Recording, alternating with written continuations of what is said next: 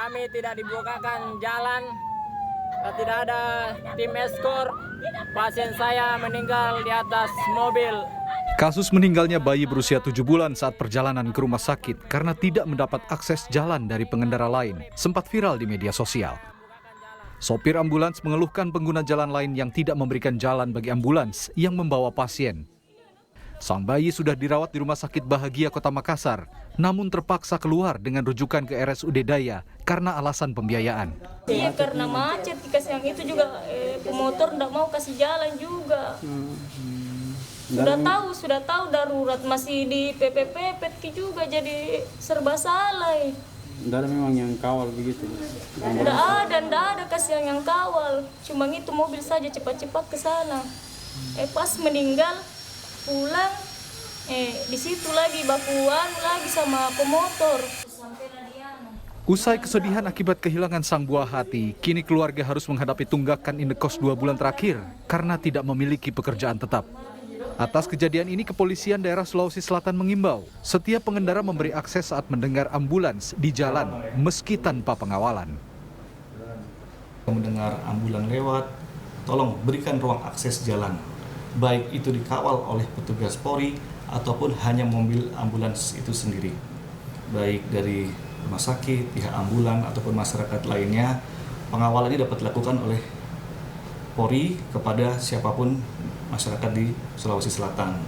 Teknisnya seperti apa? Teknisnya adalah salah satunya menghubungi kepolisian terdekat, baik itu lalu lintas, polsek, polres, dan lain sebagainya.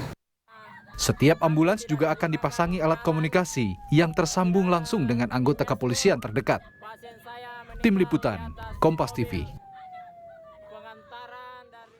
Saudara, kita akan bahas seperti apa kasus bayi 7 bulan yang meninggal di dalam ambulans karena tidak diberi jalan oleh pengendara lain. Saya bersama Wali Kota Makassar, Ramdan Pomanto, juga sudah hadir bersama kami ibu dari bayi berusia 7 bulan, Ibu Vivi Subiati. Selamat malam Bapak dan Ibu.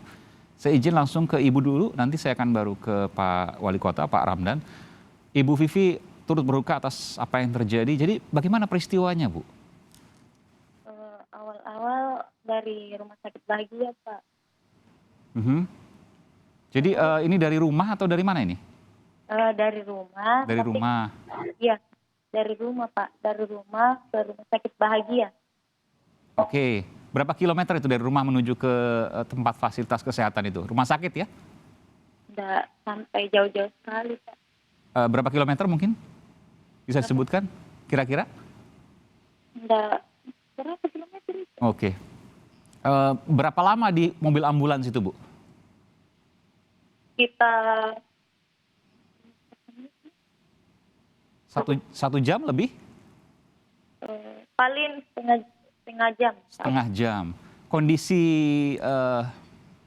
bayi, saya mohon maaf untuk kemudian menanyakan kembali, pada waktu itu tidak sadar atau bagaimana? Siapa? Bayinya atau? Bayinya, betul Bu. 7 bulan ya? Iya, 7 bulan, Pak. Pada saat dibawa ambulans tidak sadar atau bagaimana? Sadar, Pak. Masih sadar? Iya, masih sadar. Oke. Setengah jam karena sempat bertemu kemacetan begitu ya di ambulans? Iya. Lalu kemudian meninggal pada saat di kemacetan itu? Iya. Oke, jadi berapa menit itu Bu? Kurang lebih 15 menit, 20 menit setelah dari rumah? Kemacetan atau apa itu, Pak? Iya. Ini udah pertama kali mengantar ke rumah sakit atau sebelumnya pernah juga? Pertama itu di Puskesmas Kasih, tapi nggak lengkap, makanya bawa ke RS Bahagia. Ke RS Bahagia, jadi dirujuk dari Puskesmas ke Rumah Sakit Bahagia. Iya. Baik. Pak Wali Kota, tentu ini kabar yang mengejutkan juga, sekaligus juga mengimbau kepada seluruh warga untuk kemudian memberi jalan bagi ambulans. Tapi pertanyaan begini Pak, saya jadi ingat beberapa hari lalu kan ada banyak kemudian tidak hanya di Makassar, di Jakarta juga ada ambulance escort ya Pak, pengawal ambulans dari sipil, motor-motor dan lain sebagainya yang kemudian ditilang. Dan sekarang ambulans tidak lagi kemudian diantar oleh mereka karena takut ditilang. Apakah ini ekses dari situ Pak? kira tidak seperti itu juga. Artinya kepolisian langsung merespon bahwa jika ada dalam keadaan darurat, baik itu mobil maupun ambulans, pihak kepolisian sudah menyiapkan untuk menjadi mengawal. Iya, Pak Wali Kota, mohon maaf, audionya agak kurang jelas, bisa didekatkan ke mikrofon mungkin?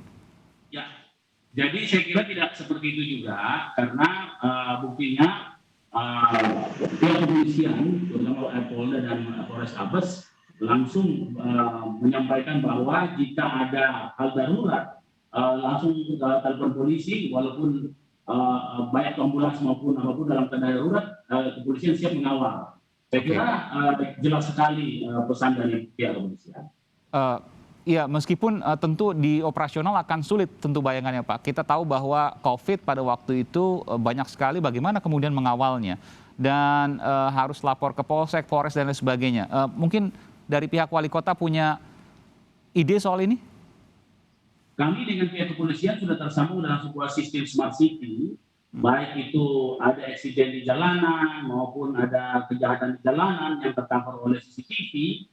Sistem kami sudah tersambung otomatis, begitupun dengan sistem komunikasi. Jadi tinggal memang yang bersangkutan ini benar-benar harus menyampaikan paling tidak ke RT/RW setempat. Kami sudah punya home care, kami sudah punya banyak pelayanan masyarakat yang darurat di berjalan yang baik. Pertanyaan begini Pak, tidakkah kemudian ini menjadi sebuah alarm gitu bahwa ya betul bahwa ada undang-undang lalu lintas yang dilanggar ketika tentu ini ranah kepolisian, tapi Wali Kota bisa menengahi soal ini. Ya betul bahwa ada undang-undang lalu lintas yang tidak memperbolehkan selain polisi untuk kemudian melakukan pengawalan, tapi kan bisa bottom up, bisa berbasis komunitas dan kemudian dibina oleh pihak kepolisian. Mungkinkah seperti itu dan Wali Kota menjembatani, memfasilitasi soal ini? Seperti juga misalnya yang kita tahu polisi cepek atau yang dikenal dengan supeltas, sukarelawan pengatur lalu lintas yang kemudian juga dibina oleh pihak kepolisian. Mungkinkah hal ini terjadi juga di ambulance escort? Setahu saya, pihak kepolisian dengan komunitas motor itu sangat dekat. Akan tetapi saya kira keputusan kepolisian ini tentunya punya dasar-dasar hukum yang jelas. Yang jelas adalah bagaimana mengawal ini, kepolisian sudah menyampaikan secara terbuka bahwa ini kan tinggal komunikasi. Pemerintah kota siap menjadi jembatan komunikasi jika masalahnya hanya komunikasi. Apa yang bisa dilakukan Pak terkait hal ini dan apa yang kemudian bisa dihindari agar kejadian yang dialami oleh sang ibu dan bayinya tidak terulang kembali? Semua warga, baik itu warga yang terdaftar maupun tidak di Kota Makassar, selalu pasti tinggal di suatu daerah yang punya RT/RW. Ke RT setempat, RT dan RW kami adalah RT/RW yang sangat aktif. Public engagement kami sangat baik, sehingga ke RT maupun ke RW, insya Allah seluruh informasi akan tersambung. Baik, dan Wali Kota menjamin bahwa hal ini tidak akan terulang lagi Pak ya, untuk diusahakan tidak akan terulang lagi. Boleh ditanya sama yang bersangkutan, siapa yang paling dekat dengan beliau? RT-nya, saya sudah bicara langsung dengan beliau, posisinya keadaan waktu itu saya di Jakarta, saya langsung video call beliau. Baik.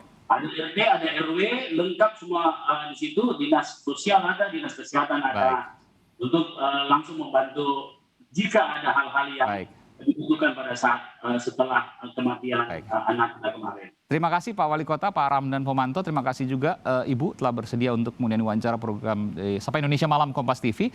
Terus sekali lagi turut berduka atas apa yang terjadi.